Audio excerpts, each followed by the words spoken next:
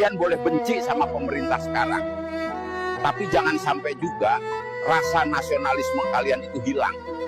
Kami dulu berjuang, mempertaruhkan nyawa, cuma dengan satu tujuan, demi kalian bisa hidup tanpa rasa takut. Kibarkan bendera merah putih di hari kemerdekaan, bukan demi mereka, tapi demi kami yang sudah tiada.